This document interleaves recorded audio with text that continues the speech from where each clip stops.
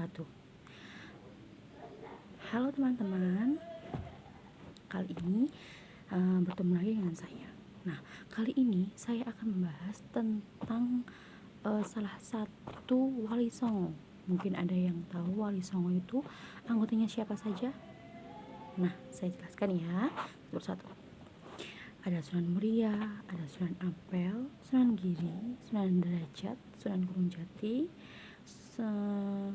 dan lain sebagainya. Nah, kali ini saya akan membahas tentang mengenal Sunan Derajat. Nah, kalian pasti penasaran. Sunan Derajat memiliki nama asli Raden Qasim atau Syarif Hidayatullah. Nah, beliau lahir di Surabaya, Jawa Timur sekitar tahun 1470 Masehi dan wafat di Lamongan, Jawa Timur sekitar tahun 1853 Masehi. Beliau merupakan putra dari Sunan Ampel dan Nyai Ageng Manila. Nah, beliau punya dua istri, yaitu Dewi Sufia dan Dewi Kemuning. Perjalanan dakwah beliau ada 3 tahap. Ada awal dakwah, perkembangan dakwah, dan juga peran keagamaan. Kita ke satu-satu ya. Yang pertama ada kembali ke Ampel Denta dan awal pengembaraan dakwah. Nah, ini awalnya. Setelah menimba ilmu agama dari ayahnya, yaitu Sunan Ampel, Sunan Derajat kembali ke kawasan Ampel Denta, Surabaya. Dari sini ia memulai pengembaraan dakwah dengan tujuan menyebarkan Islam secara luas, khususnya di wilayah pesisir utara Jawa, yang saat itu masih kuat dengan tradisi Hindu Buddha dan kepercayaan terhadap nenek moyang atau kepercayaan lokal. Nah, dalam perjalanannya menuju wilayah Bayan Gresik, ia menempuh jalur laut, namun perahu yang ditumpanginya mengalami kerusakan dan pecah, sehingga ia terdampar di daerah Banjarwati, Lamongan. Peristiwa ini justru menjadi titik awal pusat dakwah Sunan Derajat. Nah, yang kedua ada dakwah di Banjarwati dan penerimaan masyarakat. Di Banjarwati, Sunan Derajat diterima dengan baik oleh masyarakat setempat, terutama oleh Kiai Mayang Madu, yaitu seorang tokoh berpengaruh yang ada di Lamongan.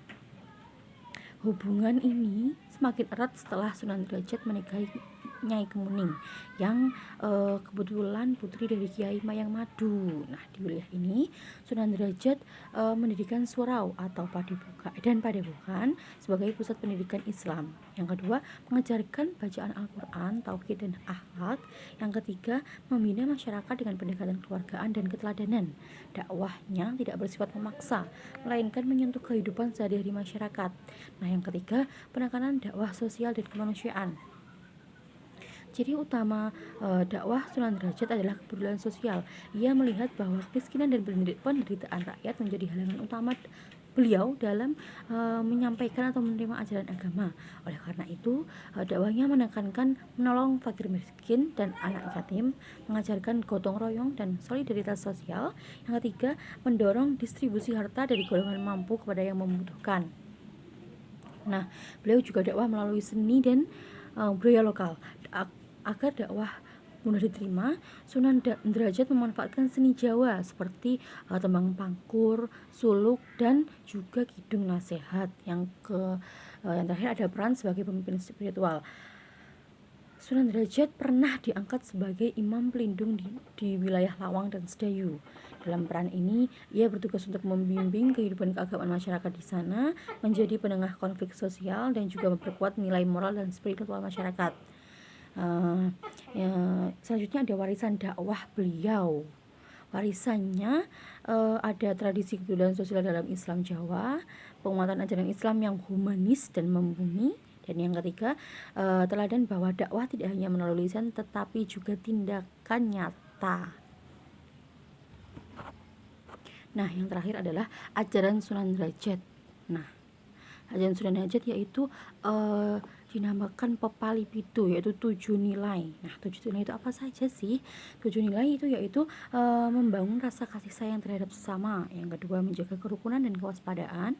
Yang ketiga, mengendalikan hawa nafsu dan keserakahan.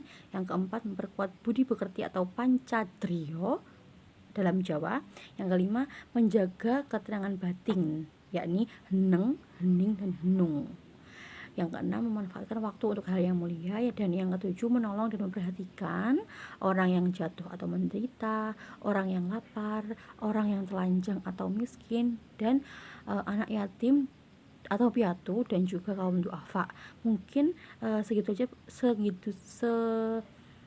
segitu saja pemaparan materi dari saya tentang mengenal Sunan Derajat. Kurang lebihnya mohon maaf. Wassalamualaikum warahmatullahi wabarakatuh.